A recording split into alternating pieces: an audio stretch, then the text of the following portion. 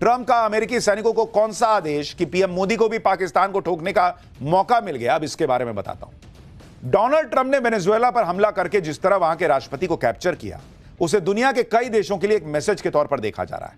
जिस तरह अमेरिका की स्पेशल फोर्स ने चंद घंटे के ऑपरेशन में वेनेजुएला के राष्ट्रपति को उठाया, उसके बाद मुनीर और उसकी गोद में पल रहे दाऊद, हाफिज, मसूद अजहर जैसे आतंकी तनाव में होंगे। उन्हें भी डर सताने लगा होगा कि कहीं उनका हाल भी मादुरो जैसा ना हो जाए, उन्हें भी कहीं हाथों में हथकड़ी लगाकर भारत ना पहुंचा दिया जाए।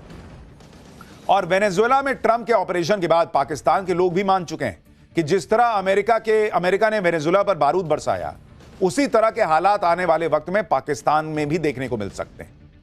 क्योंकि आप देखिए, अमेरिका ने अपना मकसद पूरा करने के लिए सिर्फ वेनेजुएला की राजधानी काराकास को निशाना बनाया। राजधानी काराकास में भी सिर्फ उन्हीं सैन्य ठिकानों को टारगेट किया गया जहां से पलटवार होने का खतरा था। अमेरिका ने वेनेजुएला की आम जनता पर किसी तरह का हमला नहीं किया। ऐसे में पाकिस्तान के लोग कह रहे हैं कि जिस तरह ट्रंप ने वेनेजुएला में घुसकर वहां के राष्ट्रपति को उठा लिया, उसी तरह भारत भी पाकिस्तान में घुसकर वर्दी वाले दहशतगर्दों और उनकी गोद में पल रहे हाफिज सईद, मसूद अजहर जैसे आतंकियों को सीक्रेट ठिकानों से उठाकर ले जाएगा। पाकिस्तान में आतंकियों के खिलाफ भारत के ऑपरेशन को लेकर खौफ इसलिए भी बढ़ गया है क्योंकि वेनेजुएला में हुए एक्शन के बाद भारत में अपने दुश्मनों के खिलाफ एक्शन की मांग तेज होने लगी। AIMIM के प्रमुख असदुद्दीन ओवैसी ने कहा कि जब ट्रंप अपनी फौज भेजकर वेनेजुएला के राष्ट्रपति को उठवा सकते हैं, तो पीएम मोदी को भी पाकिस्तान में फौज भेजकर मुंबई आतंकी हमले की साजिश रचने वाले मसूद अजहर और हाफिज सईद जैसे शैतानों को भारत ले आना चाहिए। सुनिए ओवैसी। जब ट्रंप अपनी फौज को भिजाकर वेनेजुएला से कदमी को उठा सकता है, जब सऊदी अरब यमन में मुखल्ला के पोर्ट पर बमबारी कर सकता है, मोदी जी हम आपको कह रहे हैं, आप पाकिस्तान में भिजाकर जो मुंबई की सड़कों पर साजिश करने वाले 9/11 के जालिम लोग हैं, चाहे वो मसूद अजहर हो या फिर लश्कर तैयबा का वो जालिम शैतान हो, मोदी जी 56 इंच का सीना है तो भिजाकर उठाकर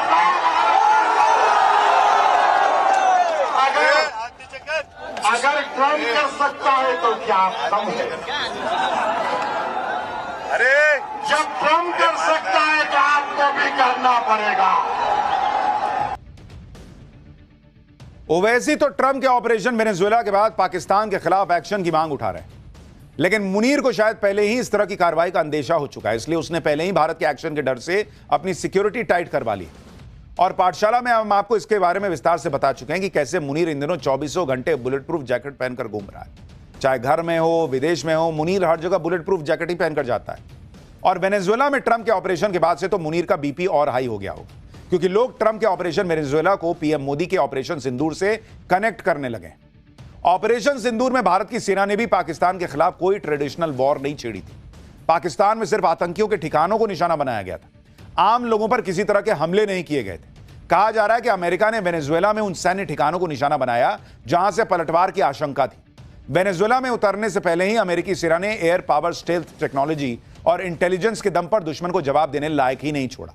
यह सब बिल्कुल वैसा ही था जैसा ऑपरेशन सिंदूर में भारत ने किया। भारत ने भी पाकिस्तान के एयर डिफेंस सिस्टम और रडार्स को पूरी तरह तबाह कर उसके जवाब देने लायक ही उसे नहीं छोड़ा था। तो दुनिया कह रही है भाई, भारत में भी लोग कह रहे हैं कि अगर अमेरिका को खतरा लगा तो उसने एक्शन किया, तो पाकिस्तान तो आतंकिस्तान है, उससे बड़ा खतरा कौन हो सकता है? तो भारत को भी एक्शन लेना चाहिए। तो भारत को और अच्छा मौका मिल गया है। सुनिए रक्षा विशेषज्ञ किस तरह वेनेजुएला में ट्रंप के ऑपरेशन की तुलना ऑपरेशन सिंदूर से कर रहे हैं। ये जो S-300 surface to air missile है, ये चीन ने पाकिस्तान को सप्लाई किए थे। भारत की भी टेक्नोलॉजिकल कैपेबिलिटी इतनी थी कि हमने उनके पूरी तरह से सप्रेस कर दिया, 7 रडार फोड़ दिए, ठीक है, और पूरा जो एयर डिफेंस है उसको नाकारा कर दिया। इसीलिए अमेरिका के जो स्पेशल फोर्सेस के हेलीकॉप्टर्स थे वो कोई 100 से ज्यादा किलोमीटर वो समुद्र तट पार करके अंदर गए वेनेजुएला में, और वहां पे वो हमला किया, स्नैच ऑपरेशन किया और वहां से उसको निकाल लिया। ट्रंप ने वेनेजुएला में जो पिक्चर दिखाई उसे देखकर तो पाकिस्तान के होश उड़े हो, क्योंकि पाकिस्तान सोच रहा होगा कि जैसा ट्रंप ने वेनेजुएला में किया वैसा उसके साथ हो गया तो क्या होगा। आप देखिए कि ट्रंप कैसे वेनेजुएला के राष्ट्रपति को खींच कर लाए। वेनेजुएला को भनक लगे बिना 150 एयरक्राफ्ट हेलीकॉप्टर्स की लैंडिंग, 7 धमाके, फिर मादुरो को अमेरिका पहुंचा दिया गया। यह सब किसी हॉलीवुड फिल्म की स्क्रिप्ट जैसा लगता है, लेकिन अमेरिका की डेल्टा फोर्स ने इसे कैसे हकीकत में बदल कर दिखाया। आधी रात के कुछ देर बाद अमेरिकी सेना ने पहले वेनेजुएला की राजधानी काराकास में तय किए गए टारगेट्स को निशाना बनाना शुरू किया। सबसे पहले गोला बारूद, डिपो, एयर डिफेंस और काराकास के हवाई अड्डे पर हमले किए। इसके साथ ही उस फोर्ट त्योना मिलिट्री बेस पर भी हमला कर दिया, जहां मादुरो और उनकी पत्नी मौजूद थी। यह वेनेजुएला का सबसे बड़ा सैन्य ठिकाना माना जाता है। टेक्नोलॉजी का इस्तेमाल करके अमेरिका ने ऑपरेशन के दौरान काराकास की लगभग सभी लाइट्स बंद कर दी। इसके साथ ही हेलीकॉप्टर्स को गिराने वाले air defence, early warning radar system, surface to air missile launcher सब नाकाम कर दिए। सेफ कॉरिडोर तैयार होने के बाद अमेरिकी डेल्टा फोर्स के एयरक्राफ्ट्स ने समंदर में तैनात अमेरिकी युद्धपोत यूएसएस इवो जिमा से ऑपरेशन एब्सोल्यूट रिजॉल्व के लिए उड़ान भरी। इस मिशन के लिए 150 से ज्यादा एयरक्राफ्ट का इस्तेमाल हुआ, जिसमें फाइटर जेट, बॉम्बर ड्रोन, निगरानी विमान, खुफिया विमान और हेलीकॉप्टर शामिल थे। डेल्टा फोर्स के हेलीकॉप्टर्स ने फोर्ट त्योना मिलिट्री बेस की इमारतों की छत पर लैंडिंग की और इसके बाद डेल्टा फोर्स के कमांडो ने मिलिट्री बेस में छिपे मादुरो और उनकी पत्नी की तलाश शुरू की। दोनों को पहले अमेरिकी नेवी के युद्धपोत यूएसएस इवो जिमा पर लाया गया और वहां से फिर अमेरिका पहुंचा दिया गया। तो भारत जो है वो ऐसा कर सकता है या करेगा, अब यह प्रश्न उठ रहा है। जिस तरह अमेरिका की डेल्टा फोर्स ने हॉलीवुड फिल्मों जैसी कहानी को हकीकत में बदल दिया, उसी तरह पिछले कुछ सालों में इस तरह के ऑपरेशन के लिए भारत की सेना पर भी दुनिया का भरोसा बढ़ा है। भारत में भी बेबी और डी डे जैसी बॉलीवुड फिल्मों में आतंकियों के खिलाफ दूसरे देशों में घुसकर भारतीय एजेंसियों के ऑपरेशन को दिखाया जा चुका है। लेकिन जब से नरेंद्र मोदी प्रधानमंत्री बने हैं, उसके बाद असल जिंदगी में भी इस तरह के ऑपरेशन होने लगे। ऐसा ही एक ऑपरेशन साल 2015 में हो चुका है। इसे ऑपरेशन हॉट परस्यूट नाम दिया गया था। 4 जून 2015 की शाम को मणिपुर के चंदेल जिले में 6 डोगरा रेजिमेंट के काफिले पर NSCN के उग्रवादियों ने हमला किया था, जिसमें 20 सैनिक शहीद हुए थे। दावा किया जाता है कि इस हमले के तुरंत बाद दिल्ली में प्रधानमंत्री कार्यालय में हाई लेवल मीटिंग हुई थी, जिसमें ऑपरेशन हॉट परस्यूट को मंजूरी दी गई थी। खुफिया रिपोर्ट में इस बात की पुख्ता जानकारी मिल चुकी थी कि हमले में शामिल उग्रवादियों के कैंप भारत म्यांमार बॉर्डर के पास और म्यांमार के अंदर 2 जगहों पर थे। इसके बाद ऑपरेशन के लिए भारतीय सेना की स्पेशल फोर्स मानी जाने वाली 21 पैरा SF के 72 कमांडो को अत्याधुनिक हथियारों से लैस किया गया। ये कमांडो भारत म्यांमार बॉर्डर के पास उतरे। इसके बाद ये कमांडो घने जंगलों के बीच 50 किलोमीटर का पैदल सफर तय करके उग्रवादियों के कैंप तक पहुंचे। हमले से पहले कमांडो 2 ग्रुप में बटे और एक ग्रुप ने डायरेक्ट अटैक किया और दूसरे ने उग्रवादियों को भागने से रोका।